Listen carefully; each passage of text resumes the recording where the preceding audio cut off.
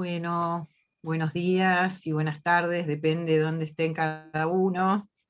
Aquí estamos en este espacio de Pensando lo Vincular y con esta modalidad de encuentro, la virtualidad que nos permite estar cerca de alguna manera, ya hace bastante tiempo, entre el 2020, el 2021 y el 2022, en lo que va del 2022, pero bueno, con la alegría de que crear es tanto este espacio de Pensando como el espacio de cultura, como el espacio de las conferencias virtuales, son estos espacios necesarios para la pausa, ¿no? En momentos tan vertiginosos hace falta, siempre hace falta detenerse para pensar qué se está haciendo con nuestras prácticas. Se traten de prácticas institucionales, educacionales, grupales, clínicas, de acuerdo a lo que cada uno pueda dedicarse, la pausa, ¿no? La pausa para poder pensar, la pausa para poder producir.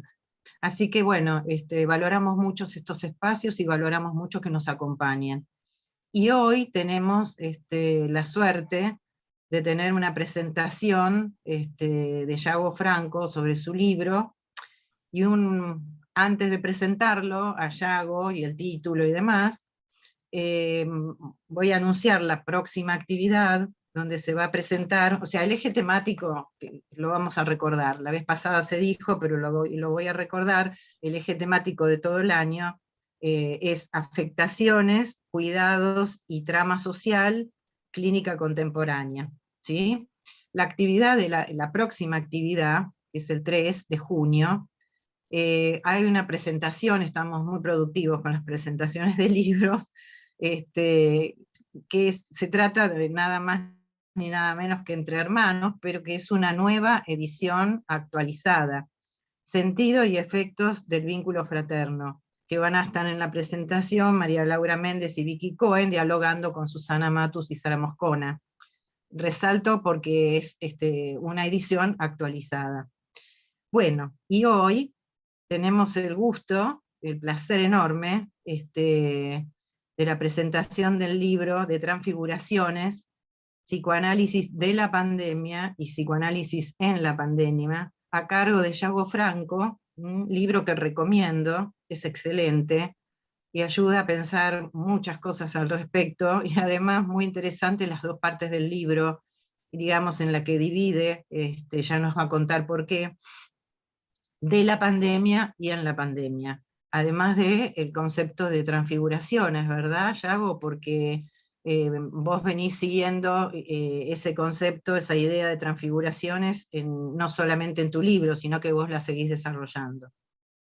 Bueno, voy a presentarlo a Yago, psicoanalista y escritor, presidente del Colegio de Psicoanalistas entre 2019 y 2021, secretario científico entre 2013 y 2015, vamos con los números raros, es coeditor de la revista virtual El Psicoanalítico, autor de libros como Magma con Nelio Castoriadis, Psicoanálisis, Filosofía y Política, Más allá del malestar en la cultura, Sociedad, Subjetividad y Clínica, Paradigma Borderline de la afánesis al ataque de pánico, bueno, y el libro desde ya, y Sara Moscona, que va a dialogar, a conversar con Yago, licenciada en Psicología, UBA, bueno, miembro titular de APPG, miembro titular de Función Didáctica de ABDEVA, docente de ambas instituciones y autora de diversos trabajos en las especialidades de familia y pareja. Entre otros libros, Psicoanálisis de pareja, Del amor y sus bordes, Entre hermanos, Sentidos y efectos del vínculo fraterno, Dispositivos clínicos en psicoanálisis, alianzas entre pares, fraternidades, colectivos abiertos, tramas sociales. Y no seguimos, porque si no, con los dos, si seguimos con sus currículums, nos va a llevar el tiempo y queremos escuchar a Yago y a Sara. Bueno, Yago, te escuchamos, adelante. Ahora sí. Bueno, muchísimas gracias, Nelida, por la invitación. Nada, estoy dispuesto a lo que vaya surgiendo. ¿Sí? Encantado de estar en este espacio y de intercambiar con ustedes. Siempre me parece que el intercambio es lo más valioso y me parece que el intercambio con Sara, por otra parte, es un lujo, así que vayamos yendo. ¿Te parece empezar por el título? Bueno, yo si quieren puedo hacer como una pequeña, breve resumen del título y de las dos partes y vamos intercambiando, porque yo quería contarte, Yago, que nosotros, además de haberte invitado a vos para hablar de este tema, tenemos dos revistas nuestras de la asociación, en las cuales una se llama Vínculos en tiempos de incertidumbre, posibles e imposibles, que fue en el 2020, y la otra, digamos que la verdad que agradecemos a, a nuestra, a nuestra comisión de publicaciones porque nos impulsó como a ponerlo en palabras, así como vos hiciste este libro, y el otro se llama Vínculos a la intemperie y ahora qué. En 2 años fueron estas producciones, así que yo creo que todas las personas que están acá, muchos han sido autores de esta revista, tienen mucho para aportar de lo que han escrito. Pero yo quería decir que, eh, además de felicitarte, porque es un libro que uno lo tiene que tener en la cabecera mientras haya pandemia o pandemias, las que sigan, si es que va a haber, ojalá que no, pero pinta feo.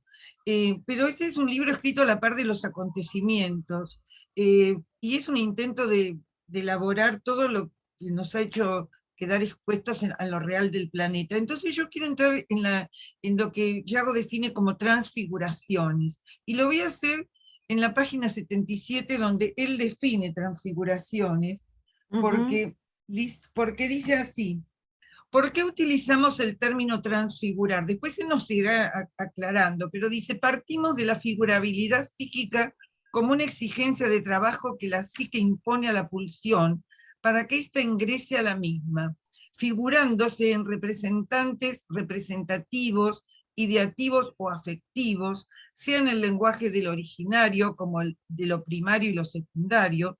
También entiendo que la figurabilidad es algo previo a la condensación y el desplazamiento. Y esto lo dice en relación a Freud, que no lo da como previo. Y esta es una posición diferenciada de la freudiana, dice, en la cual los deseos se figuran, lo que debe comprenderse, sostenemos, como un segundo acto de figurabilidad.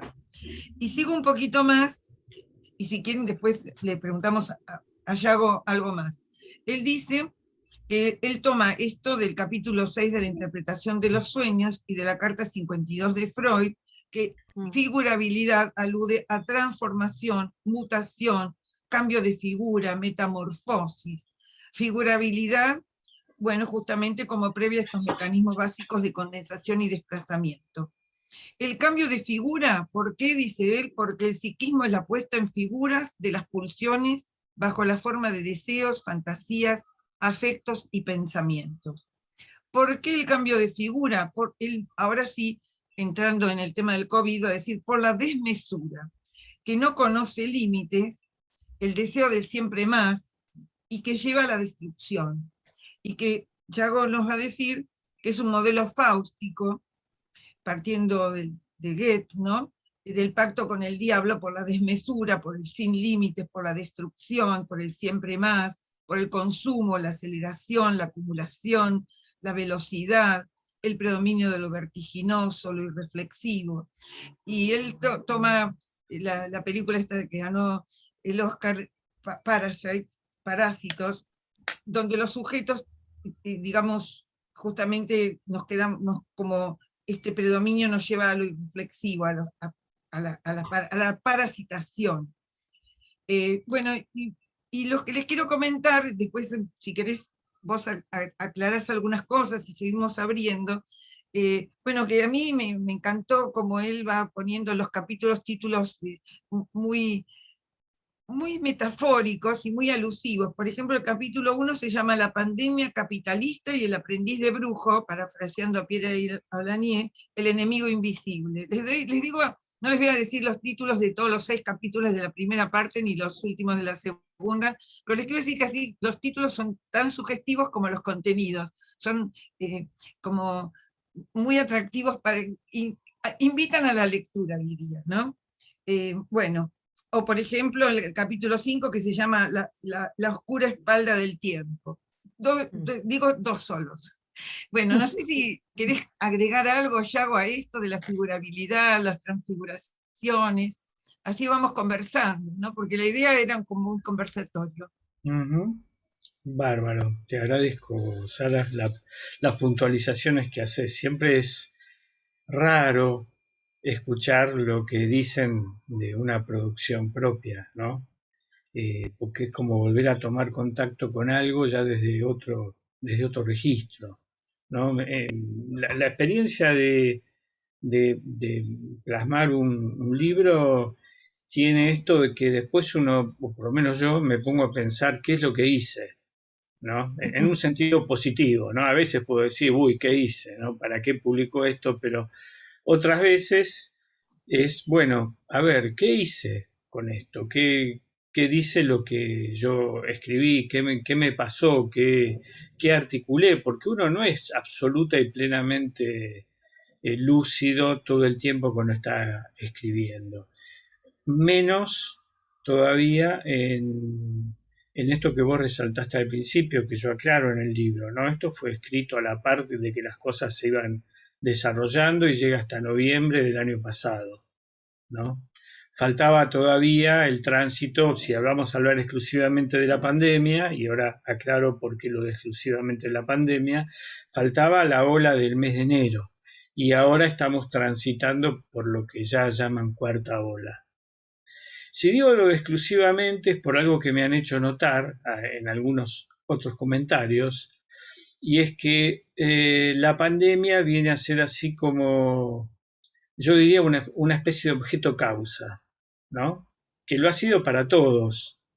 Objeto causa entendido como algo que nos empuja a un tipo de trabajo psíquico abrupto, inesperado, eh, extraño, ¿no? Entramos en un extraño universo que trastabillaba todo el tiempo, por eso yo hago mucha mención a la renegación y a la forclusión, ¿no? En lo relativo a la pandemia, a los discursos de doble mensaje gubernamentales y de los medios de comunicación, además como un fenómeno universal, y tomo en algunos lugares del libro algo que dijo Franco Berardi hace un par de años cuando planteó que el COVID nos llevaba a una recodificación universal. Eh, por cierto que la pandemia en el libro está permanentemente entrecruzada con la forma de vida de las sociedades actuales, con la forma de vida capitalista. Y es más, yo hace un ratito antes de comenzar mencionaba un libro cuyo nombre lamentablemente no recuerdo, el autor sobre todo no recuerdo, es un autor indio que vive en Estados Unidos, muy ligado al gobierno estadounidense y que no tiene ningún problema en hablar de la responsabilidad del modo de producción capitalista en la producción de esta pandemia. Él hace mucho hincapié en eso. No es un socialista, no es un anticapitalista, no lo pensemos por ese lado. Es alguien ubicado en las derechas, pero que está viendo que se está por cumplir de alguna manera lo que dijo Zizek o Jameson, ahí no hay mucho acuerdo, en que es más fácil imaginar el fin del mundo que el fin del capitalismo, ¿no? O que el capitalismo en su finalización puede arrastrar al mundo entero. Entonces, el libro está muy atravesado por eso, porque pandemia y forma de vida capitalista van muy de la mano. Ahora, lo cierto es que la pandemia, yo utilizo el término transfiguraciones tratando de fundamentar esto metapsicológicamente, que es lo que vos mencionaste, ¿no?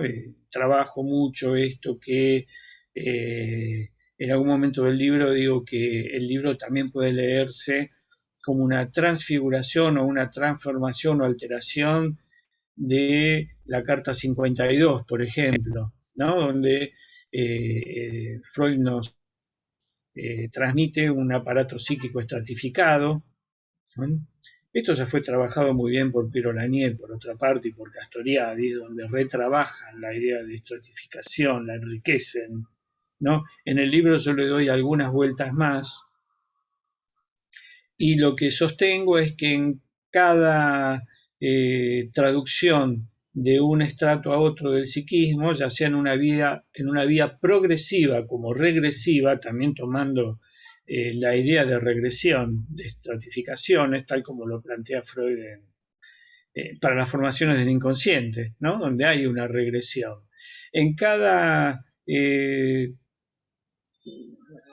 en cada tránsito por las fronteras intrapsíquicas hay una transfiguración, es decir, hay una alteración de la figuración previa, ¿no? Que es tomada en el registro siguiente bajo las leyes de ese registro.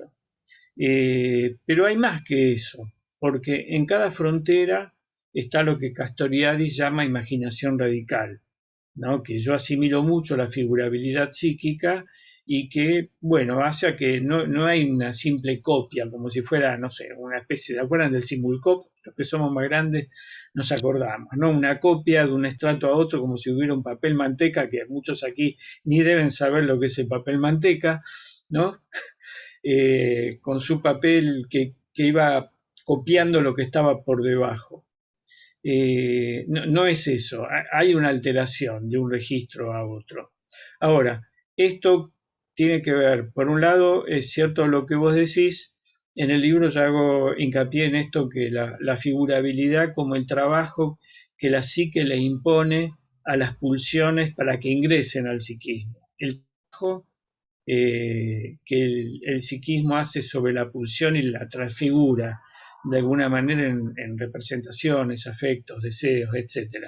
Pero también hay hay otro trabajo que tiene que hacer el psiquismo, que es el relativo a la realidad, ¿no?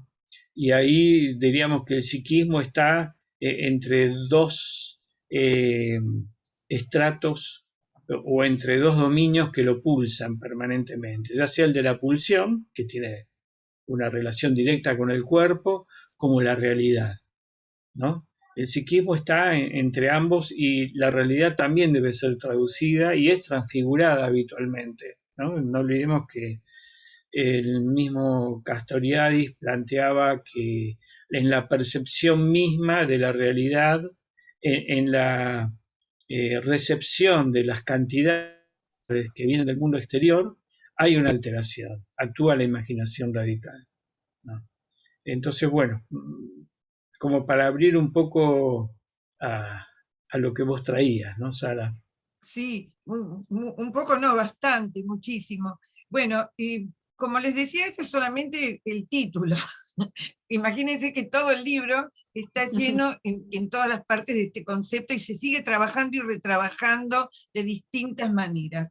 Pero ahora vamos a ir, y te dejo en relación a esto una pregunta, pero no me la contestes ahora. Vamos a entrar a esto de psicoanálisis de la pandemia y psicoanálisis en la pandemia. Pero hay una pregunta en relación a esto de las transfiguraciones, que vos decís que hoy día no solo se trata de hacer consciente lo inconsciente, sino de hacer consciente lo manifiesto, ¿no? Después lo volvemos a trabajar porque me parece un tema súper interesante y que vale la pena de poderlo dialogar con vos y que vos hablás en relación al tema de la escisión del yo y el trauma, ¿no? En relación a este concepto. Pero bueno, esto lo dejo así picando nomás y lo dejo a todo el público también. Pero para ser un poco más ordenados, la primera parte del libro, que consta de 6 capítulos, se llama Psicoanálisis de la pandemia, y la segunda parte se llama Psicoanálisis en la pandemia. Pero quiero aclarar que, si bien lo podemos hacer didácticamente, de hablar de uno y de otro, para Yago son coexistentes. O sea, no es una o la otra, sino es una y la otra. La Y permanentemente jugando en estas dos partes, ¿sí? Si no, no lo entenderíamos bien, me parece. Entonces, a los fines solo didácticos voy a empezar con psicoanálisis de la pandemia. Después Yago nos va a contar a ver cómo lo pensó él. Porque justamente partiendo de Castoriadis, dice que ante la significación imaginaria social capitalista no podemos volver a la normalidad, porque ¿de qué normalidad estaríamos hablando? En plena transfiguración, que es lo que él nos dice de la realidad, no hay normalidad. Si hablamos de transfiguración, no hay normalidad, no hay reglas claras, hay incertidumbre y cambios constantes. Pero es una buena oportunidad para reflexionar colectivamente y desarmar los automatismos impuestos y sus estragos, que son los estragos de la pulsión de muerte, dicho en términos lacanianos, del goce, ¿no es cierto? Él nos va a decir que es una crónica de una pandemia anunciada, el retorno en lo real de lo que fue desmentido, renegado o forcluido colectivamente. Él trabaja mucho en varias partes el tema de la forclusión colectiva. Y me hiciste acordar, Yago, a una película que no es muy buena, a pesar de que trabajan buenos actores, que se llama No miren arriba, no sé si la vieron, pero justamente trata de dos astronautas que advierten, y son, son periodistas y investigadores, que advierten a través de los medios que un meteorito va a destruir la Tierra, pero nadie mira arriba. Entonces, el peligro de la destrucción de la Tierra es absoluto, ¿no? Y me pareció que, junto con Parásitos y todo esto, no es casual que el cine, que es tan creativo, nos advierte de esta forclusión colectiva, ¿no es cierto? ¿Y dónde está la forclusión colectiva? Y está en que no somos parte de la naturaleza, se ha desmentido eso, o se ha forcluido. Y entonces, algo así como, en realidad, nos puede pasar cualquier cosa porque Yago dice que es un avance de la insignificancia, o sea, el empobrecimiento paulatino del campo simbólico, una falla. Y esto empuja la transfiguración tanto individual como colectiva. Los discursos gubernamentales, los medios de comunicación, y todo funciona según él al estilo del doble vínculo, la paradoja patológica, diríamos, porque hay paradojas creativas, según Winnicott, pero esta es una encerrona trágica de la pulsión de muerte, un sin salida, ¿no? Que nos deja a todos a merced de... donde no lograron, como en esta película que yo les menciono, no lograron inscribirse los anuncios de la inevitable pandemia. Y entonces ahí aparece el capítulo de Yago de la oscura espalda del tiempo, lo no historizado, lo que por lo tanto no es tiempo, dice él. Bueno, y acá sí, él cita montones de autores, partiendo de Freud y Lacan, pero Piera, Castoriadis, Virilio, Bifo Berardi, Barico, Ulloa, y después muchas cosas muy lindas de cuentos de Cortázar, Pessoa, Benedetti, con la película Gracias por el fuego de Sergio Renán, pero que él toma de Benedetti, bueno, y otros autores como Zizek, Badiou, bueno, Shakespeare, no sé, es una lista enorme, pero para eso tienen que leer el libro porque es muy apasionante y aparte Sí. muy rico, ¿no? Porque está como muy bien ejemplificado a través de distintas partes literarias y junto con todos los científicos, que es muy serio y muy contundente. Bueno, como acá voy a dejar un poquito a Yago que nos cuente, y también esto de hacer consciente lo manifiesto, que está en esta parte del libro, y en esto de psicoanálisis de la pandemia. Después voy a entrar en la pandemia, y después vamos a dialogar entre todos, por supuesto. Bueno, a ver, me quedé pensando en la película, esta de Netflix, No miren arriba, y en el cuento de Cortázar, que yo tomo en el libro, ¿no? La salud de los enfermos. Para tratar de ver por qué yo en un momento del libro hablo de la forclusión y luego hablo también de la desmentida, ¿no? O renegación. Me impactó de entrada, cuando estábamos en cuarentena, el tomar conocimiento de la cantidad de documentos científicos que había y de informaciones dadas a los estados respecto de que iba a aparecer, que iba el riesgo de que surgiera una pandemia de un virus respiratorio muy grave y muy contagioso, ¿no? Como si hubieran descrito con mucha anticipación las características que iba a tener el COVID. La cantidad de papers que hay sobre eso es, pero alucinante, ¿no? Y eso me sorprendió mucho. Me sorprendió también que los gobiernos del mundo entero estuvieran al tanto de esto, que la información no es que hubiera sido cajoneada en el sentido de que no hubiera llegado a saberse, sino que se sabía. Pero los gobiernos no solo no dieron difusión, sino que no pusieron en marcha, por empezar, dispositivos para evitar que esto ocurriera. Se sabe desde hace mucho cómo se generan los virus y cómo se pueden generar las pandemias, y se sabe porque está comprobado que es la deforestación en buena medida que hace que migren ciertas especies que no estaban en contacto con otras, y el contacto de humano sumado a modos de crianza, sobre todo de los cerdos, ¿no? Que todo eso genera inevitablemente virus novedosos que luego no hay cómo frenarlos, ¿no? Todo esto se sabía, todo esto, por ejemplo, llegó a manos de Bush en Estados Unidos, que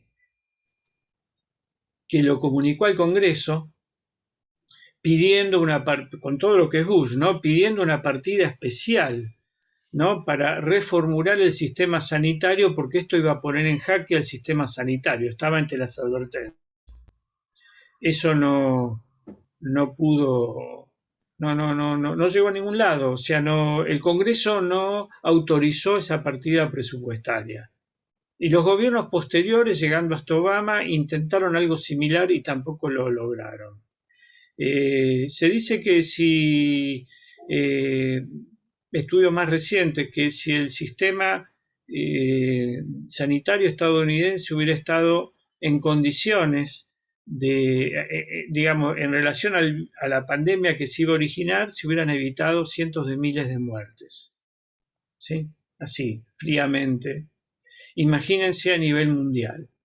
Es decir, que por otro lado, toda esta información estaba al alcance de los periodistas, ¿no? Sobre todo los periodistas dedicados a lo científico. Mucha de esta información estaba al alcance del público por todo lo que circula en las redes sociales. Entonces me pareció que era aplicable a nivel colectivo un fenómeno de forclusión, con una particular responsabilización a los gobiernos, obviamente, pero sin olvidar que era información que estaba al alcance de la mano. Por eso hablo de una forclusión colectiva. Y sabemos que cuando algo se repudia o forcluye, esto ya está planteado en Freud, va a retornar desde lo real.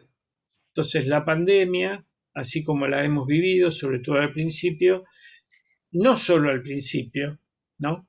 Sería un retorno desde lo real. Pero luego lo que se estableció es un fenómeno renegatorio muy habitual que llegó al paroxismo con el negacionismo. Ahí llegó al paroxismo, y recuerdo que en su momento hicimos en este mismo espacio un encuentro en el cual estuvimos hablando de la renegación y del negacionismo, ¿no? Como esto fue a mediados del año pasado, como algo que era evidente que estaba ocurriendo. Ya en ese momento yo insistí bastante en la responsabilidad gubernamental, ¿no? Que digamos, es una línea que hoy en la actualidad sigue estando presente, ¿no? Porque se sabe cuándo va a venir una nueva ola de contagios y no se toman medidas preventivas. Eso no llama la atención, ¿no? O sea, se sabía, la información está en los diarios, se puede volver a leer. Se empieza a anunciar en febrero que para marzo, que para abril o mayo iba a haber una nueva ola, pero al mismo tiempo deja de ser obligatorio la utilización del barbijo, ¿sí? Sobre todo en las escuelas y en algunos espacios cerrados. las restricciones en número para estar en determinados lugares tampoco dejan de tener vigencia, ¿no? Los cines y los teatros están a full, ¿no? Y finalmente se produce una cuarta ola. A ver, esto para mí a esta altura no solo es un disparate, sino que es una muestra de cómo funciona el sistema. De eso es de lo que me ocupo en la primera parte cuando hablo del psicoanálisis de la pandemia, porque los analistas tenemos elementos para pensar en todo esto y no debemos dudar en aplicarlos a nivel colectivo o en hacer una derivación hacia lo colectivo, porque nos muestra un modo de funcionamiento muy, muy riesgoso. O sea, esto además para una pandemia es costoso en vidas, no solamente en una pandemia, pero además muestra un modo de funcionamiento psíquico muy, muy particular, ¿no? Yo en un momento del libro tomo como ejemplo el cuento La carta robada, que fue muy trabajado por Lacan, y por otro lado, como un modo de entender otras cosas, más allá de las que explicita Lacan, que tiene que ver con que ante una realidad, ¿no?, compleja como la que plantea el cuento, ¿no? Hay un montón de elementos que aparecen, en medio de ellos hay una carta, que es fundamental para la trama del cuento, para el mensaje que tiene que ser llevado. El mensaje no llega porque esa carta no es vista, no es visualizada, ¿sí?, hasta que alguien la ve. O sea que todo lo que era manifiesto, todo lo que estaba manifiesto, sin embargo, no era consciente. Cuando yo digo que esto lleva a pensar en cómo, en algo por ahí novedoso hasta para la práctica analítica, ¿no?, que es poder hacer consciente lo que es manifiesto, que en realidad es hacer ingresar al sistema consciente lo que es manifiesto. El sistema consciente es un sistema muy complejo en el cual participa el yo. El yo tiene una complejidad enorme, me refiero al yo función, y ha sido habitualmente muy dejado de lado, ha tenido muy mala prensa, a ver, el yo, sobre todo a partir de Lacan, y se perdió de vista que sin el yo función, ni siquiera es posible un psicoanálisis, ¿sí? No podíamos psicoanalizar a nadie si ese sujeto no tuviera un yo función, un yo que le permita asociar libremente, es decir, tomar la decisión. Hay que tomar la decisión de bajar el nivel de censura para poder asociar libremente. Hay que poder volver reflexivamente sobre los productos del inconsciente, que son las formaciones del inconsciente, ¿no? Es decir, sin ese yo, toda esta tarea es imposible. Esto en el libro me lleva a pensar, me lleva a trabajar cómo el yo está afectado por esta forma de vida. La forma de vida capitalista, por la vertiginosidad, por los ideales que plantea, ideales imposibles, por la agitación pulsional permanente que nos genera el otro del capitalismo, con la incitación constante al consumo, a lo ilimitado, ¿no?, a ofrecernos todo el tiempo, ¿sí?, espejitos de colores, objetos para satisfacer nuestros deseos que son creados, por otra parte, por la sociedad de consumo, una sociedad que nos ha transformado de ciudadanos a consumidores, ¿no? Todo eso lo que va produciendo es una especie de disolución del yo, un gran ataque a la reflexividad, ¿no? Esto es algo trabajado por distintos autores, desde Bifo, pasando por Castoriadis, por Virilio, ¿sí? Es decir, hay una afectación del yo. Esto es lo que hace en buena medida que, que sea también muy difícil inscribir la realidad, ¿no? Yo insisto en el libro con aquello que no cesa de no inscribirse. La pandemia es algo que no cesa de no inscribirse. Ahí ya eh, entran a jugar también, además de los mecanismos renegatorios o forclusivos, que nos encontramos con un yo empobrecido en su capacidad de función, en su función. ¿Sí? Insisto, una función que ha sido muy descuidada por el psicoanálisis en las últimas décadas. ¿Sí? Lo responsabilizo bastante de esto a Lacan, no solamente a Lacan, pero sí es como algo a lo cual se le dejó de dar importancia. Y esto yo trato de ponerlo en primer plano en el libro.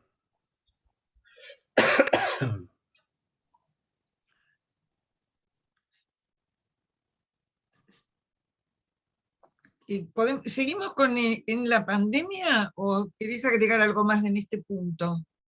No, si Vamos después en la charla surge, en en el la charla intercambio lo surgen. retomamos. Sí, En la sí. charla lo retomamos. Creo que También me pueden interrumpir si digo algo que no se entiende, que es confuso o equivocado, me lo dicen ahora mismo, no hay problema. No, yo creo que lo de hacer consciente lo manifiesto, me parece que lo aclaraste bastante y el punto este. Bueno, como yo les decía, Perdón, sí, Sara, perdón, porque hay una intervención de Beatriz Iskovich que sí, dice en el chat cómo podemos articular la decisión gubernamental universal y la Organización Mundial de la Salud como una formación colectiva y al mismo tiempo como una decisión consciente. No, a ver, las decisiones gubernamentales y de Organización Mundial de la Salud son absolutamente conscientes, son decisiones políticas porque son instituciones gobernadas por el capital. ¿Sí? No es ningún secreto, la Organización Mundial de la Salud está no, sostenida por los grandes laboratorios, esa Organización Mundial de la Salud que decía que no era obligatorio usar barbijos, que no era relevante, ¿se acuerdan? ¿No? Que, no, ¿no? O que muy tardíamente empieza a hablar de una pandemia. Ya en diciembre anunciaron una pandemia, en diciembre del 2019. La forclusión colectiva pasa por el lado de, digamos, cómo esto se eh, recae a nivel de los sujetos a partir de información que se tenía, ¿sí? Porque todos empezamos a ver al principio de, diría, de enero, de febrero, que esto era algo que sucedía. Acá hubo un ministro de salud que dijo que, ¿quién es González García? ¿Se acuerdan? Más allá de cómo después haya podido asumir el advenimiento de la pandemia, que acá no iba a llegar la pandemia. estamos Yo, lejos. sí, que estamos lejos. Eso solo se puede pensar a nivel de un acto forclusivo, ¿sí?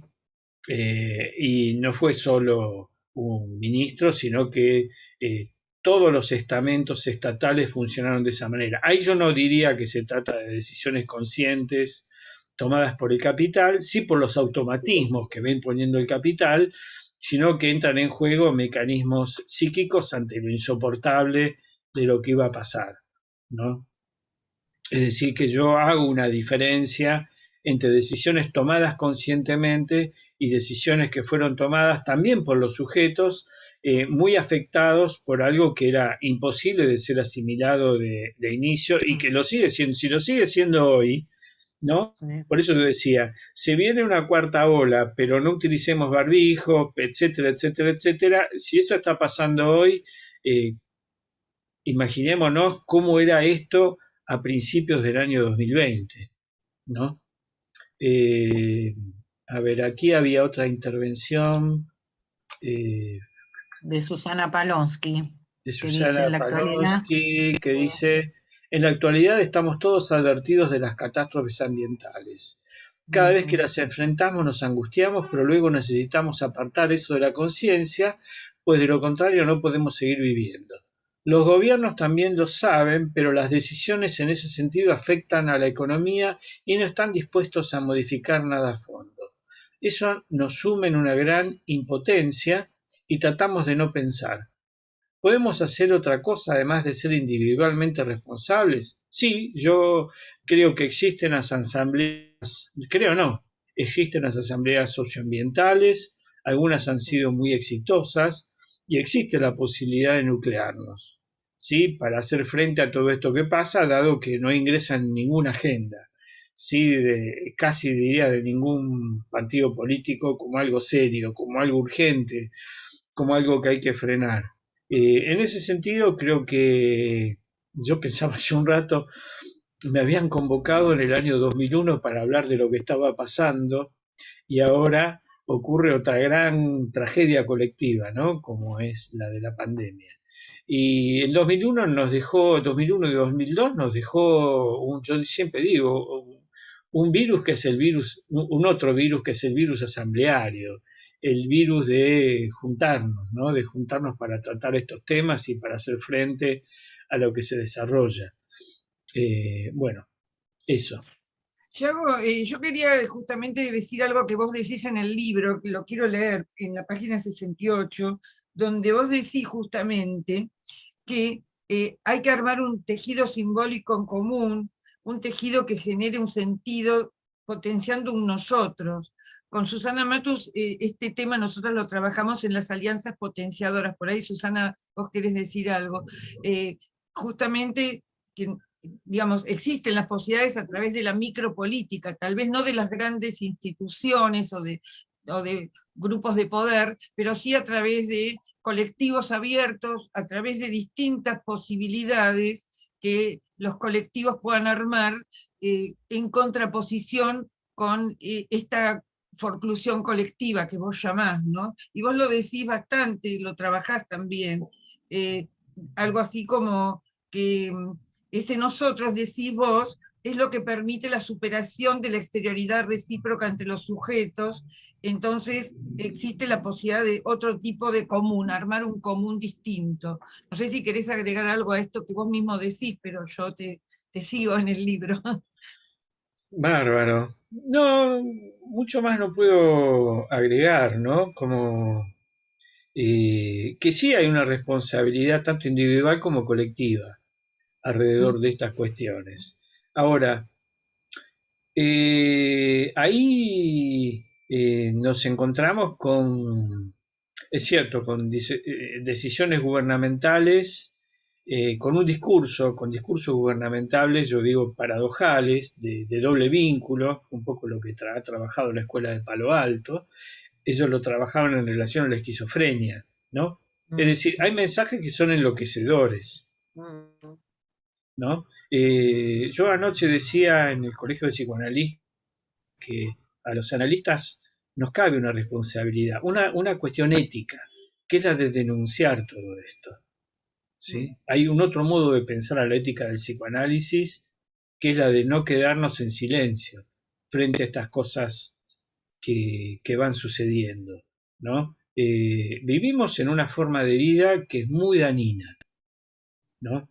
Yo no soy de los que piensan que pueda existir una forma de vida en la cual todos seamos felices, etc. Me parece un disparate y me parece hasta peligroso pensar en eso.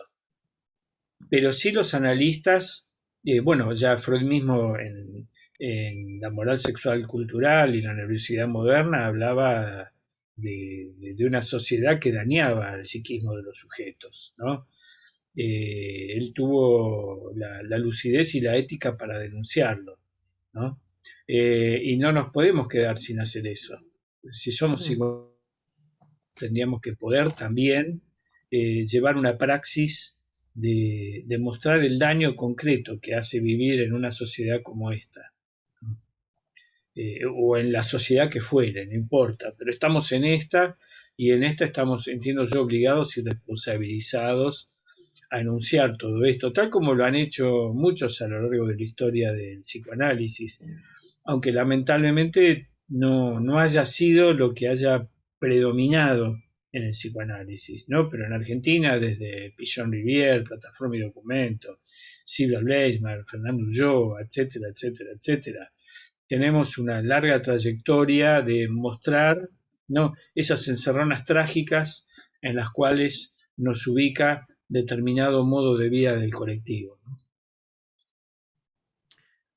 Sí, yo creo que ya entraste en el tema de los analistas, que es la segunda parte del libro, ¿no? Que está coexistiendo con la primera. Me parece que, bueno, vos lo que nos decís en esta parte, primero que lo virtual vino para quedarse, y que estamos condenados a investir lo virtual para siendo fiera. Y bueno, creo que todos lo sabemos porque lo estamos viviendo. Que lo virtual, por supuesto, vino para quedarse, y que, según Castoriadis, la elucidación crítica es pensar sobre lo que hacemos y las nuevas miradas que nos habitan y que nos habilitan también a revisitar los conceptos. Vos decís, bueno, estamos revisitando nuestras prácticas, pero también puede ser que revisitemos nuestras teorías a partir de esto, ¿no? Todavía estamos como demasiado frescos con las cosas que estamos viviendo como para saberlo, pero evidentemente hay cambios importantes que tenemos que ir pensando, qué nos pasó y qué nos sigue pasando, ¿no? Decíamos que se produjo un pasaje a un psicoanálisis por fuera de los consultorios. Nosotros con un grupo que estaba Beatriz Iskov y Susana Palonsky, habíamos dicho que, tomando la serie de Poco Ortodoxa, de Esther Chapira, que decíamos que como Esther Chapira, cada vez que partimos de nuestro lugar de origen, que sería nuestro gueto que teníamos antes, salvando las distancias, para arribar a un nuevo lugar, lo que tenemos que hacer es hospedar y alojar lo nuevo, ¿no es cierto? Y el tener el apuntalamiento que nos decía Runeca es para pensar lo que estamos haciendo hoy, como en esta presentación, que vos también traes un poco, bueno, todo lo nuevo. La transfiguración acá, vos decís, de los aspectos del dispositivo, porque nuestro trabajo continuó, esa es la verdad, tuvimos esa suerte, ¿no? Somos en realidad afortunados, porque vos mismo decís todos los que han quedado sin trabajo, desocupados, todos los que quedaron, esta pandemia lo que dejó es muy, muy en evidencia la marginalidad y la desigualdad social, ¿no? En todos los aspectos. Eh, nosotros pudimos recluirnos en nuestros consultorios con lo virtual, pero hay gente que tuvo que salir a trabajar, digamos, en las peores condiciones y con todos los riesgos habidos y por haber. Bueno, vos lo que decís es que la transfiguración, hablando del título, acá de los aspectos de dispositivo, no implicó la claudicación de la neutralidad, la abstinencia y la asociación libre. Afortunadamente, hoy lo podemos decir. En realidad, cuando empezamos, no lo sabíamos.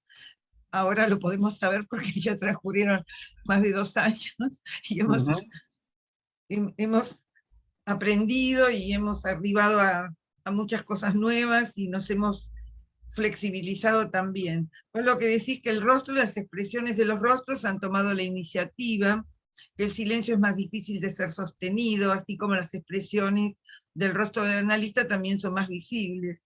Los rituales habituales también se han transfigurado, o sea, desde no darnos un beso, algunos podíamos darle un beso a un paciente, ni hablar, digo, como de máxima, ¿no? De máxima y de mínima, todos los rituales se han transfigurado.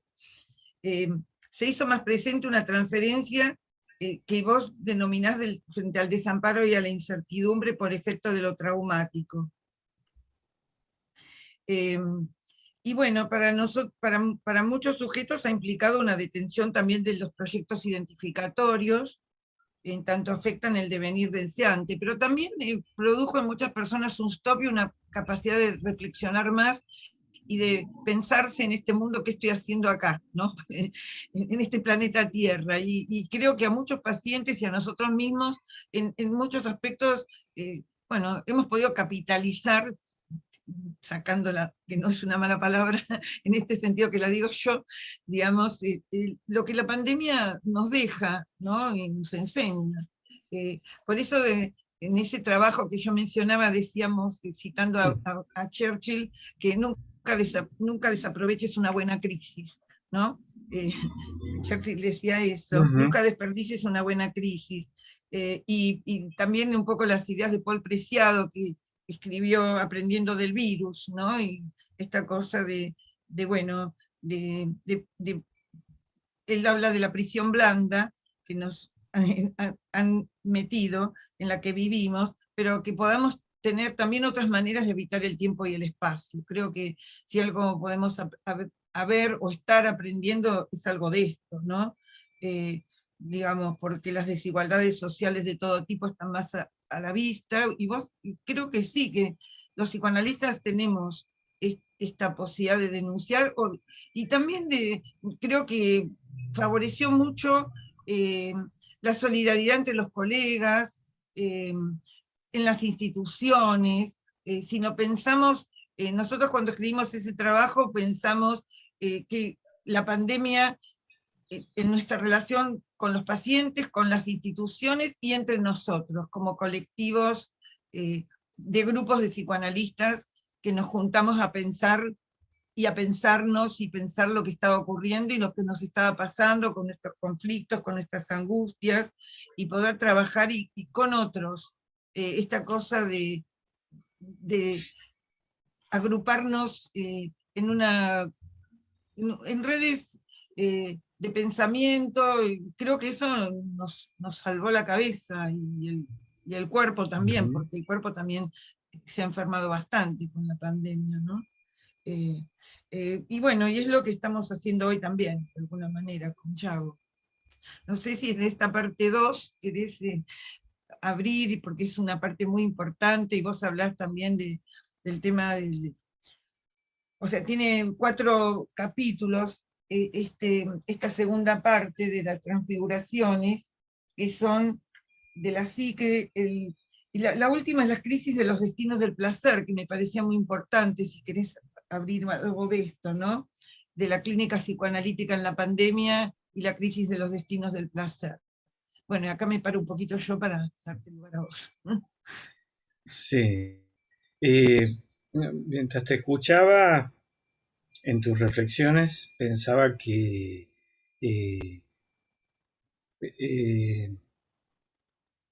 está claro que en los lugares de apoyo del psiquismo, sobre todo en los inicios de la pandemia, se vieron conmovidos, ¿no? Es decir, que nos sumió a todos en una especie de vacío, ¿no? Que es cierto, los analistas hemos tenido el privilegio de poder seguir trabajando. El trabajo es un apuntalamiento para nosotros. Me refiero a un apuntalamiento psíquico, ¿no? Un apuntalamiento subjetivo. Le sigue dando sentido a nuestra vida, ¿no? Ese fue un gran privilegio. Y el lazo entre los analistas, por supuesto. La posibilidad de seguir trabajando conjuntamente, intercambiando de esta manera, es algo que es un privilegio en relación a otros oficios, ¿no? Que no han contado con esta posibilidad. Entonces, eso creo que nos ha ubicado en un lugar muy especial, ¿no? Esto valdría la pena en algún momento hacer buenas reflexiones, ¿no? Sobre esto. Los psicoanalistas en la pandemia sería, ¿no? Sí. ¿Qué nos ha pasado? ¿Qué pudimos hacer? Pero nosotros, ¿no? Como sujetos, a eso me refiero. Por supuesto que fue y es un escenario, pero mucho más al principio, que nos ha ubicado en una situación de paridad, ¿no? Con los pacientes, en el sentido que estábamos tomados por lo mismo que estaba sucediendo. Eso a mí me llevó a una cuestión que está bastante subrayada en el libro, que es la importancia de mantener el lazo asimétrico, la asimetría, ¿no? Nos costara lo que nos costara, había que poder sostenerla, porque eso es lo que nos ubica en el lugar de favorecer la transferencia. Si no, eso se podía perder, si todos empezábamos ¿no? a compadecernos junto con nuestros analizantes, ¿no? En relación a lo que estaba sucediendo. Aquí abro un paréntesis. Hablamos todo el tiempo de lo que ha pasado en nuestros consultorios, y yo en el libro digo que me gustaría mucho saber qué ha pasado en los servicios hospitalarios, por ejemplo, ¿no? Me gustaría mucho pensar cómo establecer dispositivos colectivos para trabajar los efectos de la pandemia, sobre todo, por supuesto, ofrecer esta posibilidad para aquellos que hayan sufrido de modo más directo, ¿no? Ya sea por pérdida de familiares, por haberla pasado muy mal, etcétera, etcétera, ¿no? Lugares elaborativos, ¿no? Como en cada catástrofe, ¿no? No sé si en este momento esto se está implementando, pero si no lo está, sería bueno que esto ocurriera. Bueno, vuelvo a lo anterior. El privilegio que hemos tenido como trabajadores del psicoanálisis y el esfuerzo de mantener la asimetría, la neutralidad y la abstinencia en la medida de lo posible. El tener que trabajar bajo el impacto constante de la realidad, de una realidad traumática, ¿no? Traumatizante, ¿no? Eso ha sido una cuestión que ha ido de la mano, además de tener que adaptarnos a este tipo de dispositivo, que no es poco, ¿no? Yo tuve la suerte de haber estado practicando esta modalidad desde hace bastante tiempo ya, con lo cual, más que nada, fue para mí el esfuerzo de tener que sumar a todo el consultorio, ¿no? Bajo esta modalidad, que no es lo mismo que tener, no sé, 5, 6, 7 casos así por ahí de quienes estaban o fuera del país o en el interior, en fin, y que fuera obligada a esta modalidad de trabajo, ¿no? Eso también fue un traumático, pero para nosotros, entiendo yo, ¿no? Hubo que elaborar esta situación como analistas. Y una cuestión que voy a ir yendo un poco de un lado al otro en lo relativo a la segunda parte del libro, ¿no? Por un lado, esta cuestión de la preocupación, ¿no? Porque si el otro se contagiaba o si uno se contagiaba, ¿no? El peso que esto iba teniendo en cada encuentro. Me recuerdo más de una oportunidad que por ahí yo tardé en atender el llamado por Skype o por Zoom o por la videollamada, y del otro lado, cuando yo aparecía, me decían, ah, qué alivio, qué bueno que estás ahí, ¿no? Como que automáticamente aparecían los fantasmas de que yo pudiera haberme contagiado o muerto, ¿no? O que estuviera internado. A mí me pasaba lo mismo con los pacientes, ¿no? Si alguno no aparecía, uy, ¿qué pasó? Pero en general no pasaba que hubiera alguna ausencia. Durante meses yo veía que no había ausencias, cosa que no era habitual, y al mismo tiempo que si iba a haber alguna ausencia me era anunciada con bastante anticipación. Una cuestión que, bueno, yo mencionaba anoche, ¿no? Pasó a ser importante para mí era diagnosticar la capacidad simbólica, los recursos con los cuales contaba el analizante, ¿no? Era como que, bueno, a ver, estamos metidos en esto, bueno, ¿con qué va a contar cada uno, ¿no? Para atravesar esta situación tan difícil, tan crítica, tan catastrófica, ¿no? Era como tener que aprovisionarse de la mejor manera posible ante un panorama absolutamente incierto, en el cual en este momento no estamos. O sea, podemos tener incertidumbre en relación a esto de las olas y a que no se vaya a agravar la cosa, pero bueno, ha habido un aprendizaje, ¿no? En el medio de todo esto. Y también una cuestión que me resultó significativa y que se fue dando en una posteriori, es que los destinos del placer había que prestarles atención, ¿no? Bueno, ¿qué pasaba con los lazos fusionales? ¿Qué pasaba con las relaciones más cercanas? Con las cuestiones institucionales? Y también con el gran colectivo, ¿no? Que esto que yo decía, bueno, de golpe empezaron a fallar todos los lugares de apuntalamiento del psiquismo, ¿no? La vida cotidiana, hubo un momento en el cual casi que desapareció, ¿sí? Esto de que la calle era una foto, yo veía desde las ventanas de mi consultorio las calles vacías, prácticamente no pasaban autos, cuando salía a caminar transgrediendo las normas que estaban instituidas. De golpe era el único en la calle, durante cuadras y cuadras y cuadras no había nadie, ¿no? Era una cuestión realmente increíble, ¿no? Pero hubo una suspensión de la realidad y una suspensión de la temporalidad. Entonces yo iba haciendo un diagnóstico de qué ocurría con los destinos del placer. Esto que describe magníficamente Piero Lanier, creo que es en El aprendiz de historiador, si no me equivoco. No, perdón, esto es en El libro Los destinos del placer. En el libro Los destinos del placer, exactamente. Ahí está claramente descrito y para mí ha sido de una gran ayuda a partir de la pandemia, ¿no? Me enseñó que tiene que formar parte de mi diagnóstico el ver, bueno, cómo está el sujeto en esos lugares, ¿no? Donde su placer tiene que encontrar tiene que haber satisfacción de su placer. Entonces, de golpe yo veía que,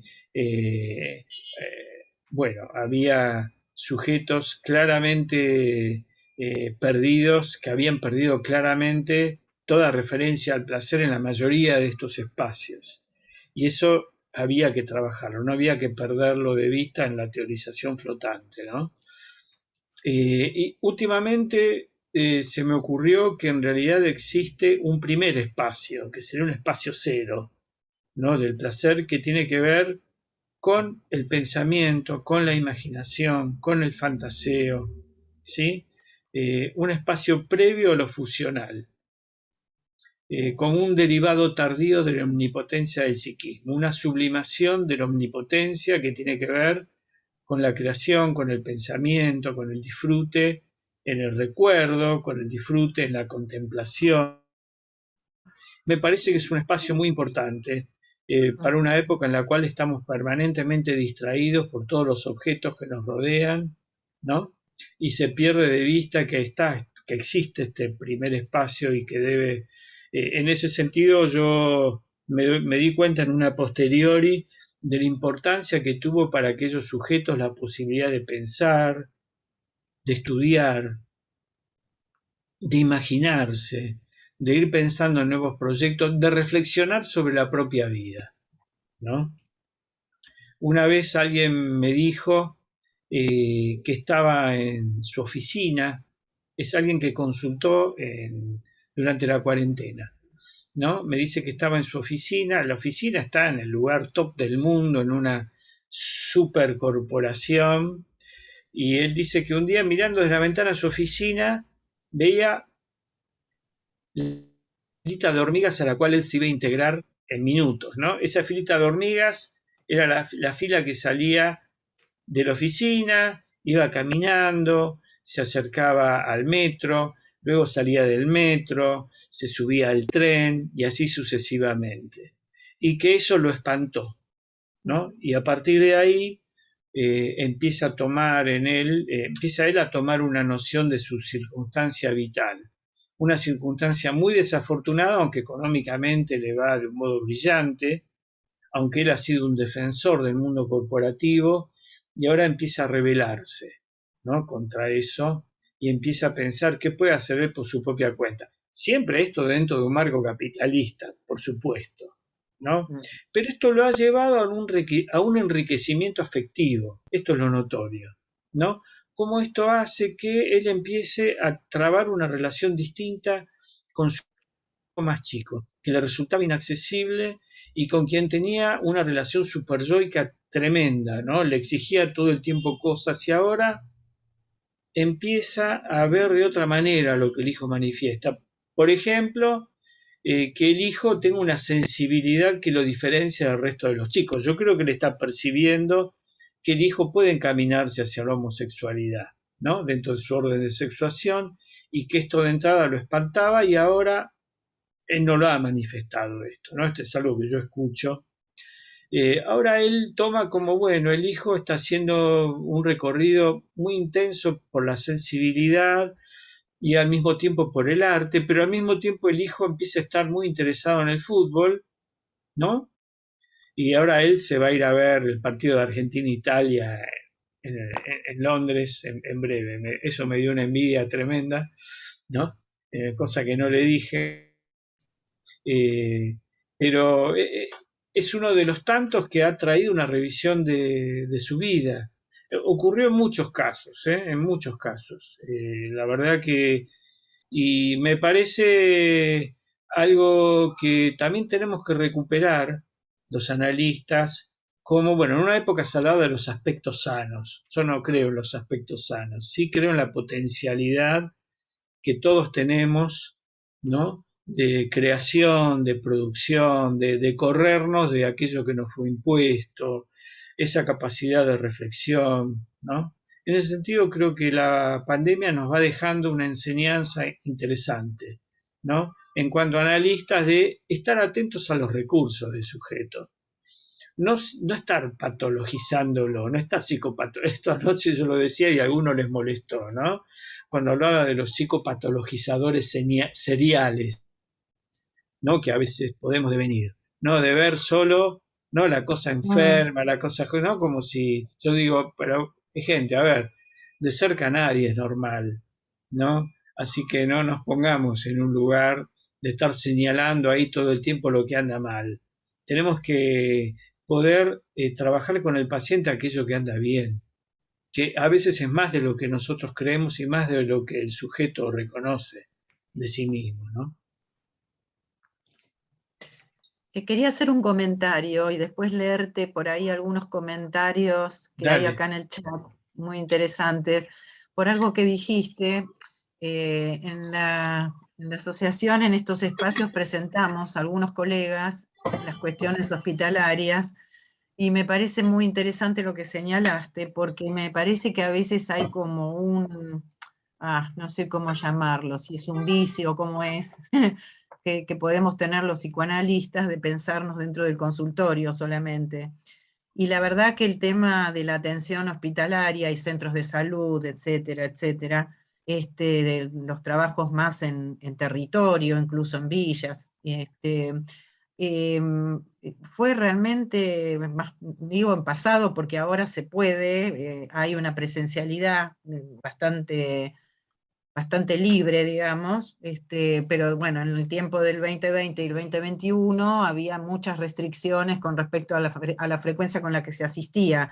Por ahí se iba una semana y otra semana no, y así se iba alternando para no contagiarse todos juntos, además del uso del barbijo, ¿no? Y creo que presentamos algo de eso, algunos colegas, en relación a lo que significaba, ¿no? Esa nueva forma, extraña manera, de estar con barbijo a distancia, no entrar en los cubículos pequeños, digamos, tratando de atender en los parques, que a veces también sucede porque no hay consultorios disponibles, y que me parece que es toda una clínica para tener en cuenta y para no dejar de lado, porque tiene sus efectos Uh-huh. y incluso lo que significó para muchos de los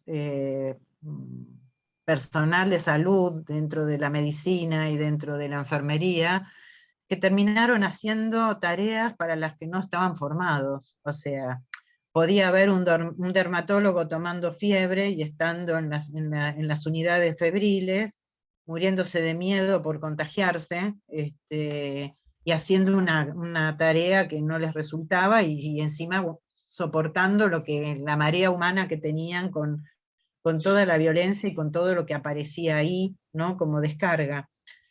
Me parece que sí, que es todo un punto, como vos decís, para observar y desarrollar totalmente. Eso por un lado. Y por otro, acá hay varios comentarios, uno de Carlos Pachuc, que hacía la pregunta de por qué pensabas que los países de partido único como China controló más el COVID, y las sociedades democráticas, al ser más débiles en la distribución del poder, hay más muertos, ¿no? Eso por un lado. Después, Liliana Trachtenberg destacó tu mención, tu destacado de hacer consciente lo manifiesto, que le parece brillante y que abre un camino potenciador. Este, eh, bueno, que hay mucho para trabajar y mucho para pensar. Susana Matus, que destaca si la pandemia no fue una oportunidad para pensar la simetría como simetría en diferencia, que algunos llamamos disimetría, porque la implicación del analista nos parece importante no superponerla con la involucración. Y Silvia Cano destaca una observación que ella tiene, ¿no?, de lo que implica de alguna manera estar poniendo como el acento muchas veces en lo individual, y en el consultorio, dejando de lado por ahí el acento en lo colectivo, para sintetizarlo, porque si no te estoy mareando, me parece. Si querés, después seguimos, y querés hacer algún comentario. Sí, sí, puedo tomar estas intervenciones que son todas muy, muy importantes, relevantes e interesantes y promueven el seguir pensando. En relación a lo que Carlos Pachuk menciona, hay un trabajo de Byung-Chul Han creo que da una explicación bastante interesante de por qué en esos países la pandemia se ha manejado de un modo distinto, ¿no? Igual yo tengo mis dudas, esto es algo personal, acerca de las cifras que vienen de China, y en este momento la información que circula es que en Corea del Norte es un desastre lo que está pasando, ¿no? Yo creo que, a ver, la cuestión tecnológica en China es brutal. Esto es un poco lo que Byung-Chul Han plantea, ¿no? Como que hay un control enorme sobre la población, pero al mismo tiempo son países acostumbrados a un poder despótico, podríamos decir, ¿sí? A la concentración del poder en una especie de líder único e incuestionable. Por lo tanto, son poblaciones muy acostumbradas a acatar las indicaciones y las órdenes que dan, porque además saben que si no las respetan, no la van a pasar nada bien, ¿sí? Entonces, son sociedades disciplinarias y de control al mismo tiempo, que por supuesto puede que les resulte más eficaz el control de la pandemia, ¿no? Y que tengan menos muertos. Igual, realmente, insisto, tengo mis dudas. Pero tengo mis dudas ¿por qué?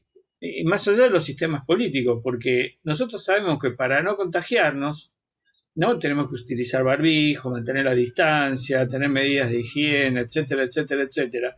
Pero tendemos a fallar en eso. Este es el problema. Y no por una cuestión voluntaria, porque somos sujetos del inconsciente. Somos humanos. Entonces es imposible llevar a rajatabla todas las medidas que habría que llevar. En algún momento nos vamos a descuidar, y no porque nos falle la inteligencia. En fin, bueno, eso es lo que yo pienso, ¿no?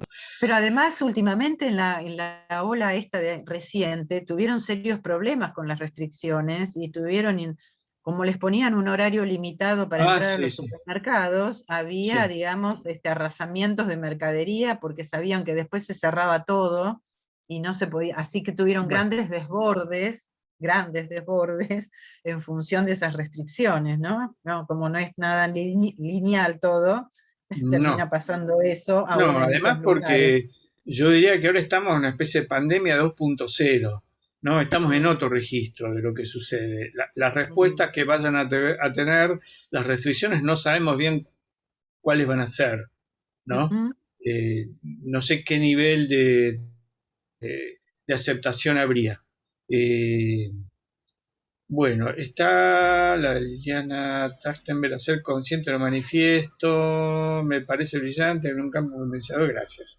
¿Qué ves cuando lo ves divididos o cuando no lo ves o cuando te cuentan otra? Hay mucho para trabajar. Bueno, acá me parece que hay una cuestión del sujeto psíquico en términos de hacer consciente lo que es manifiesto, ¿no? Es cuando uno le señala además a un paciente que habló de tal o cual tema, que lo largó así, y uno le dice, dijiste tal cosa, o uno rescata un significante, ¿sí? Ahí el intento es que se haga consciente lo que se dijo, lo que es manifiesto. Hay un discurso manifiesto pero ese discurso manifiesto ya sabemos, no es que es un discurso que ingresó al sistema consciente necesariamente. Me parece que hay mucho para trabajar, para desarrollar acerca de qué es el sistema consciente y darle una vuelta más al yo y la importancia del yo función, del ye en esta época. ¿Sí? Muy maltratado el pobre, tanto por la cultura como por el psicoanálisis mismo, ¿no? Que, para el cual, insisto, fue mala palabra durante mucho tiempo. Sí, pero no por Freud. Y eso No, también no, tenemos por Freud para nada, por... no, para nada, no, no, en absoluto, nada más basta leer el proyecto para ver todo el desarrollo que hace Freud respecto del yo función, o cuando trabaja la neurosis de guerra, el lugar que le da la función del yo de ligadura. Él lo dice directamente, o sea, las funciones que Freud le da al yo son fundamentales, pero bueno, creo que hay una responsabilidad importante de Lacan en haber dejado esto de lado y cómo esto impregnó, ¿no? Así como hay cosas que Lacan permitió repensar y los conceptos, entiendo yo, fundamentales de él, ¿no? Como el objeto A, el goce, lo real, etcétera, etcétera, etcétera. También hay cuestiones que quedaron como si fueran mala palabra y que no se pueden decir porque no fueron bendecidas, entre comillas, por Lacan, ¿no? Sí, también creo que es algo, como hablamos de época, fue una forma de contraponerse a la psicología del yo que estaba tan en boga en Absolutamente. Estados Unidos. Entonces, también Sí, ahí también hay cuestiones políticas, ¿no? Como que eso también hizo volantear para el otro lado. sí, estoy plenamente de acuerdo.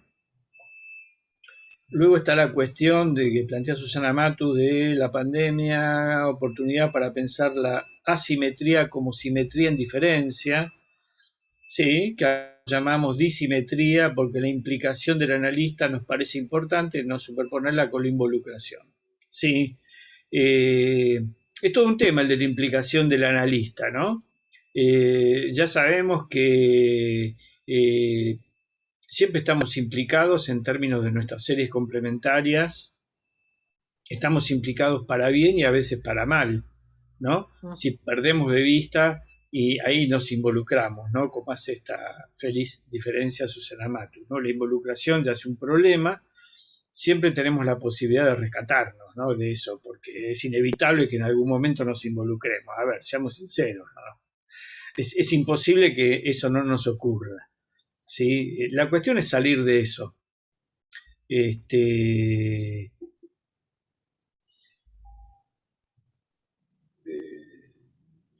¿Vos leíste lo de Silvia Cano, Sí, Martínez? eh, Sí, sí, sí. sí, la noción de sujeto Ah, y el campo de la subjetividad, como cierto devaluando el divorcio. análisis de lo colectivo, sí. Sí. Eh, yo creo que lo colectivo, anoche también hice hincapié en esto, eh, tenemos que pensarlo como la relación del psiquismo con la realidad, ¿no? La realidad siempre es colectiva, porque está instituida colectivamente. La pandemia nos ha hecho tomar mucho contacto, ¿no? Con esa realidad, eh, y cómo interviene, ¿no? Yo siempre pienso que esta mortificación que hace del psiquismo la forma de vida capitalista es algo a lo cual debemos estar atentos, ¿no? En la clínica. Y bueno, cuando yo hablaba de este paciente y esta especie de epifanía que tiene en la ventana de su oficina, eso permitió trabajar con él, va permitiendo trabajar con él el estrago que el capitalismo puede hacer como forma de vida, ¿no? Yo esto lo voy viendo con algunos pacientes que lo traen, por supuesto. No es que yo les voy a decir el capitalismo es algo malo y tenés que tener cuidado, sino que eh, ¿no? Entra dentro de cómo hay padecimientos. Miren, me vienen consultando ahora, digo, esto es interesante, por un diagnóstico que apareció de fobia a quedarse sin el celular. ¿no? Sí, ¿No? es una Un, nueva esa. un invento, un invento. Esto es algo que lo inventa una compañía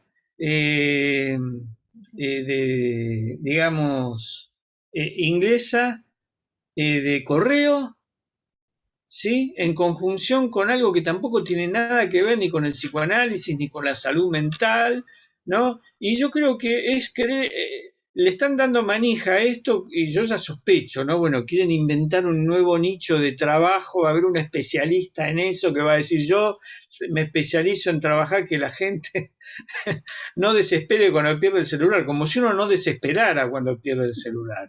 Claro. Y esto hay que incluirlo dentro de una serie, que es la serie de necesidades creadas por la forma de vida, donde no podemos vivir sin el celular. En realidad podríamos vivir sin el celular, pero en esta sociedad quedaríamos afuera del intercambio, afuera de la información, afuera del contacto con otros. Entonces se perdió el placer del diálogo telefónico largo, ¿no? O hasta del encuentro para tomar un café, y uno se la pasa perdiendo el tiempo entre los audios, los chats, los mensajes, ¿no? Un tiempo precioso que se podía aplicar en muchas otras cosas y ahora es como algo instituido. Bueno, pero ahí está la presencia de lo colectivo en la clínica individual, porque ahí está esto de cuando aparece me clavó el visto, o yo hablé, pero resulta que ahora el hablar es el enviar mensajes de audio, ¿no? Y yo a veces marco la diferencia entre hablar y eso, ¿no? Hablar es un acto de puesta en palabras verbales, ¿no? Y eso es otra cosa. Pero bueno, en cuanto a lo colectivo, yo creo que, bueno, en la asociación de grupos tienen más que derecho a plantear lo grupal como una instancia de trabajo y defender eso, ¿no?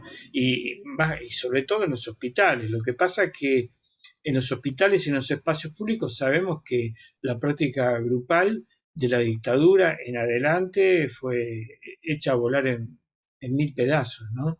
Y esta sería una ocasión extraordinaria para volver a trabajar en dispositivos grupales, por ahí con esto, ¿no? De convocar a partir de temas, ¿no? Que hoy es la época, ¿no? De los temas y de los slogans, y bueno, por ahí hay que poder utilizarlos para ver si la gente se engancha en el trabajo grupal, ¿no? Porque insisto, el estrago que ha producido la pandemia es gigantesco y no sé si hay instancias elaborativas de eso específicamente, ¿no?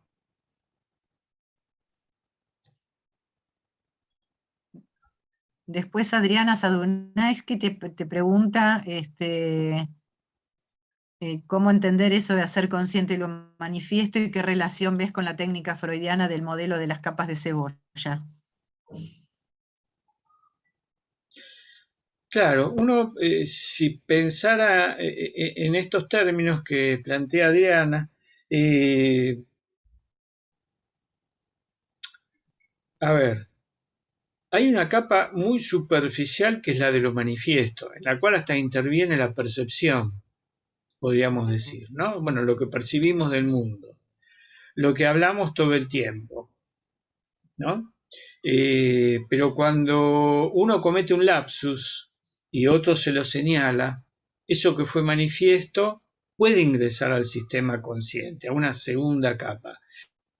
Lo que pasa es que esa segunda capa está interferida o tomada por una capa más profunda, que es la capa de lo inconsciente, ¿no? Que irrumpe a través de esta formación de compromiso y ahí el sujeto se transforma en un sujeto del inconsciente, diríamos, ¿no? Es decir, yo estas capas las tomo como estos estratos que son sumamente dinámicos y que, bueno, uno de los objetivos del análisis sigue siendo hacer consciente no solo lo inconsciente, sino a veces a través de lo manifiesto. Yo creo que eso sigue siendo una tarea fundamental para nosotros. Sí, Susana sigue comentando Palonsky podría ser lo obvio, lo manifiesto, Por lo tanto, naturalizado y vaciado de ligadura con el afecto, o sea, lo veo pero no me importa. Sí, Este, Pero eso no sí. sería más una desmentida. mm, podría ser, se podría pensar, sí. Mm, Ya lo sé, pero aún así, como decía Manamí, mm, Sí, hay una relación con la desmentida, ¿no? Pero no sé si es necesaria la desmentida para que no ingrese algo al sistema consciente. Eso es lo mm, que, ¿no? Por eso digo, bueno, cuando un paciente comete un lapsus, o en la vida cotidiana, que eso nos pasa todo el tiempo, y sigue de largo, ¿lo desmintió o es simplemente algo sobre lo cual, y ahí yo le doy bastante relevancia en el libro, a la atención? La atención ahí no actuó, ¿no? La atención, a la atención Freud le da una importancia crucial, es una de las funciones del yo, la atención. Y yo creo que realmente vivimos en una época en la cual estamos todos tomados siempre en el riesgo de caer en una distracción constante, porque es tanto el estímulo al cual estamos sometidos que es imposible que el yo pueda prestar atención a todos esos estímulos. Entonces esto luego se automatiza, ¿sí? Y podemos seguir de largo ante nuestras formaciones del inconsciente. Y no creo que se trate en ese caso de una renegación, sino de ese automatismo en el cual estamos tomados. Esto lo trabaja muy bien en la dromología, él la denomina así Paul Virilio, ¿no? Cuando dice que la velocidad de un fenómeno lo destruye, ¿no? O cuando dice que si vamos a una velocidad muy alta por la carretera, no vamos a poder entender o leer lo que dicen carteles que están a un costado, ¿no? Es imposible, ¿no? Es más, él va a decir que esta civilización occidental ha pasado de la reflexión al reflejo, ¿no? Actuamos mucho por reflejo.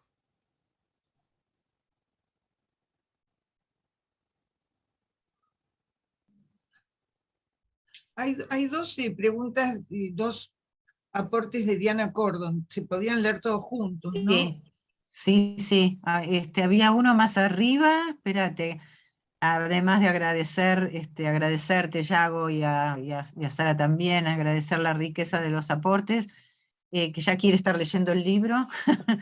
Dice, en los países de Oriente en general, ¿no hay también algo de las culturas disciplinares Sí, inscriptas en su historia?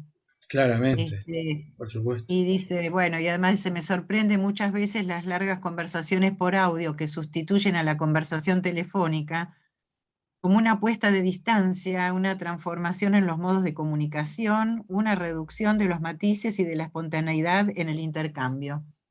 Absolutamente. A mí personalmente me pasa muchas veces. Envío un audio, a veces largo, 2, 3 minutos, con alguien con quien tengo confianza, obviamente, y del otro lado, 1 hora o 2 horas después, me mandan otro audio también extenso. Yo lo escucho, cuando puedo, lo respondo con otro audio. Y a veces digo, pero soy un pelotudo, disculpen la expresión, ¿no? Pero ¿por qué no agarro el teléfono y lo llamo y hablamos? Este, Porque en ese intercambio de chats uno se va como estupidizando, ¿no?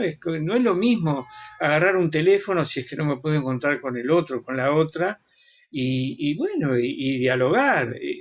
Digamos, por eso yo digo, la conversación, el diálogo, es como una especie en extinción en este momento. Y nos vamos estupidizando con este aparatito, ¿no?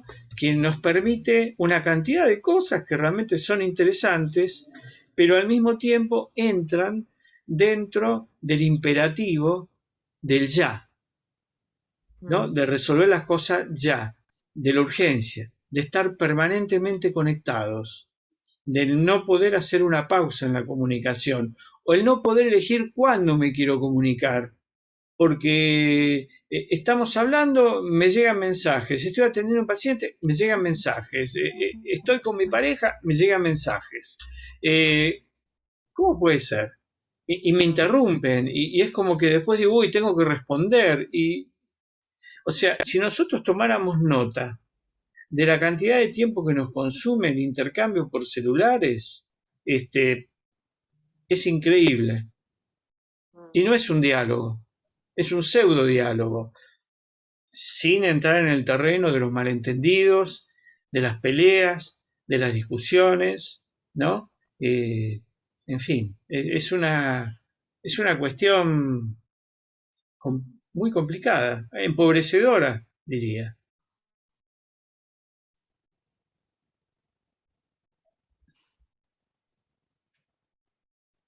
Bueno, no sé si alguien quiere hacer algún comentario más. ¿Vos, Sara, querías decir algo? No, yo lo único que quiero decir es que recomiendo el libro, tenerlo como Sí, claro. porque realmente tiene unos aportes riquísimos y además se lee con mucho placer. Mucho placer, sí, mucho placer. Sí, Sí. Creo que sí, Nélida y por yo la coincidimos que lo profundidad. hemos leído. Así que bueno, Mm. eso realmente que es con mucho placer, pero también con mucha rigurosidad científica. Tiene estas dos cosas, ¿no? Claro, claro, tal cual. Sí. Entonces, Rubén, ¿vos querías decir algo? No sé, que lo veo por ahí, pero no sé si... desmuteate, Rubén, sacate el... Ay, gracias. ¿Me escuchan? Perdón, porque no podía mandar chat. Bueno, felicitaciones, Yago. No, pero Parecía. lo que quería decir es que esta conceptualización acerca de la transfiguración se me hace realmente muy rica, ¿no? En relación a las versiones posibles para salir de la pandemia como único sentido arrasador, digamos, ¿no? Me parece que poner en juego allí en la escucha clínica, en nuestros intercambios, estas transfiguraciones, uno puede decir, ¿qué queremos decir cuando decimos pandemia, ¿no? ¿De qué hablamos cuando no, como decía Carver, ¿de qué hablamos cuando hablamos de amor, ¿no? ¿Qué queremos decir cuando hablamos de pandemia? Me parece que poner allí transfiguraciones y ese interjuego entre el de y el en, me parece realmente un hallazgo, ¿no? Es decir, en la riqueza teórica, experiencial y clínica, ¿no? Así que bueno, eso quería agradecer. ¿No? Bueno, gracias, Rubén. Bueno, Me parecía que estabas ahí muchas tratando. gracias, Rubén. Bueno, de hecho, el libro es la transfiguración que yo hice de la pandemia. Sería una cosa así. Claro, claro. Se nota. Se nota. Sí, sí, porque además vos estuviste también con nosotros en la PPG cuando estuvo Daniel Feierstein y estuvieron Exacto. intercambiando, ¿no? Desde el campo de la sociología y desde el campo del psicoanálisis. Y es algo que vos venís trabajando al mismo tiempo. Como muchos, ¿no? Fuimos escribiendo al mismo tiempo, pensando al mismo tiempo y seguimos transcurriendo de esa manera. Queda tanto por investigar, tanto por pensar, ¿no? Todavía no podemos medir los efectos, yo creo, la dimensión de los efectos que esto tiene. Así es. Que va teniendo. Sí, pero lo que sí podemos medir es que esto vino para quedarse. ¿De qué manera? Todavía no lo sabemos. Claro. Pero que... Yo creo que lo de Berardi, cuando habló de una recodificación universal, es un hallazgo. Sí, sí. Sí. Esto, tomando lo que decía Rubén, no es que vamos a estar hablando todo el tiempo de la pandemia. Lo que no podemos perder de vista son las transfiguraciones, la recodificación a la cual esto nos ha sometido. Y hacer trabajar eso, ¿no? Sacar de ese real muchas realidades, mucho pensamiento, mucha cosa, ¿no? Pero bueno, está claro que esto nos ha recodificado a todos. Sí. Nos ha transformado también. Sí.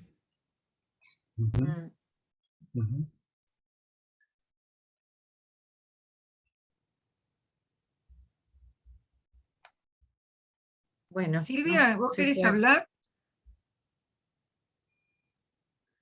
¿A quién le preguntaste? A Silvia Cano, porque me pareció que levantó la mano. Ahí me desmuteé. No, me quedé pensando, la verdad que es súper interesante. No sé si me escuchan. Sí, Sí, sí, te escuchamos.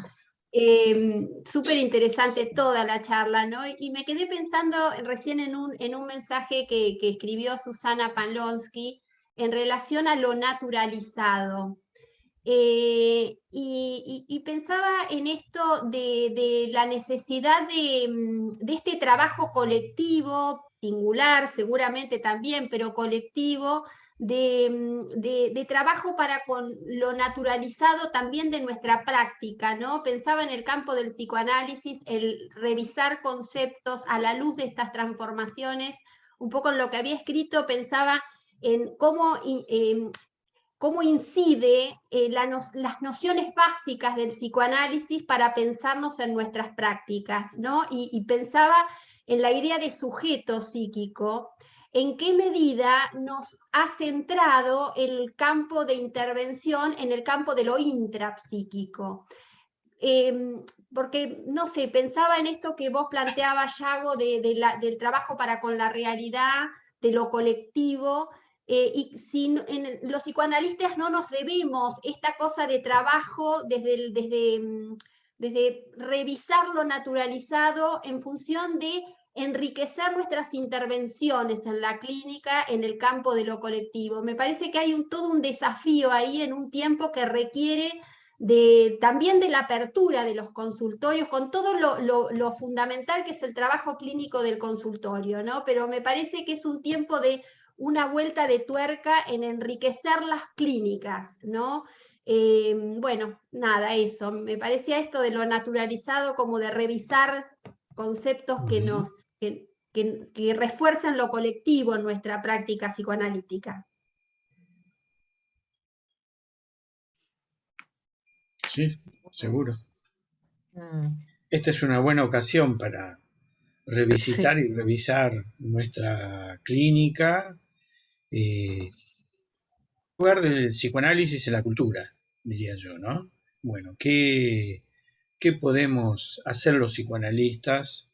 ¿Qué podemos transmitir los psicoanalistas? Tenemos muchas herramientas para entender eso en lo cual tanto insistió Castoriadis, ¿no? La indisociabilidad entre el psiquismo y la sociedad, ¿no? Claro. Y lo tan trabajado por Freud en todos los textos en los cuales que son un montón, ¿no? Habla del sujeto en la cultura, el malestar en la cultura, ¿no? En fin, todos los textos en los cuales se ve claramente la preocupación freudiana por respetar el impacto y tomar en cuenta el impacto de la realidad histórico-social en el psiquismo, ¿no? Y creo que es una ocasión. Bueno, el libro intenta hacer un intento, ¿no? Intenta hacer un intento, una redundancia absoluta. Intenta justamente volver un poco sobre la posibilidad que tiene el psicoanálisis de decirle cosas o de decir cosas sobre la sociedad, sobre los efectos que la sociedad produce en el psiquismo, ¿no? Sobre todo la primera parte del libro tiene que ver con eso, ¿no? La segunda parte es más para el campo psicoanalítico en sí, ¿no? Algunos me han dicho, bueno, que tendrían que haber sido 2 libros. Yo creo que no, que está bien así, porque la primera parte... Vos lo decís como que son dos partes coexistentes, o sea, están Sí, entramadas. Claro, O sea, si están están entramadas entramadas no totalmente. tendrían que ser 2 libros. no, por supuesto. Me encontré con algunos lectores que, bueno, algunos son, lo digo, total, no estoy revelando nada muy íntimo, son compañeros míos de fútbol a quienes les llegó el libro y a ellos les resultó fantástico parte, pero la segunda no tienen un pomo. Y yo le dije, sí, Claro, disculpame. bueno. Entonces ellos me Está decían, pero... bien. y bueno, pero es así. Claro, Bueno, claro. porque esta segunda parte la vivimos más nosotros desde el lado de adentro del psicoanálisis. Exacto. Sí, Claro. sí. Bueno. Bueno, Yago, ¿qué decirte? Acá están los agradecimientos. La No, el verdad que agradecido soy yo, que la verdad que hemos tenido un diálogo muy agradable, muy amable, muy provocador, ¿no? Para seguir pensando, ¿no? Y bueno, a mí me deja una cantidad de cosas. Después, por supuesto, voy a volver a ver esto en YouTube porque hay muchas ideas que podrían ser retomadas, ¿no? Claro, bueno. Entonces, es Nos un espacio de trabajo. Nos alegramos un montón de Muchas haberte tenido gracias. con nosotros, Bueno. y de la generosidad para compartir tu pensamiento, ¿no? Y intercambiar con todos nosotros. Así que bueno, Fue un muchísimas verdadero gracias. conversatorio como estaba planeado, ¿no? Eso Claro, claro. lo cumplimos. Sí. Y Bien. consigan el libro, compren el libro que realmente vale la pena Bueno, para seguir pensando, ¿no? Después vendrán otros libros seguramente a partir de ahí, ¿no? Mirá que te comprometemos, Yago, ya te estamos comprometiendo. Sí, gracias. Bueno, Veremos. bueno, Muchísimas muchas gracias por a el todos espacio y por el diálogo. y gracias por todos y todas por acompañar. Un aplauso. gracias, muchas gracias. Nos vemos la próxima. Nos vemos la próxima.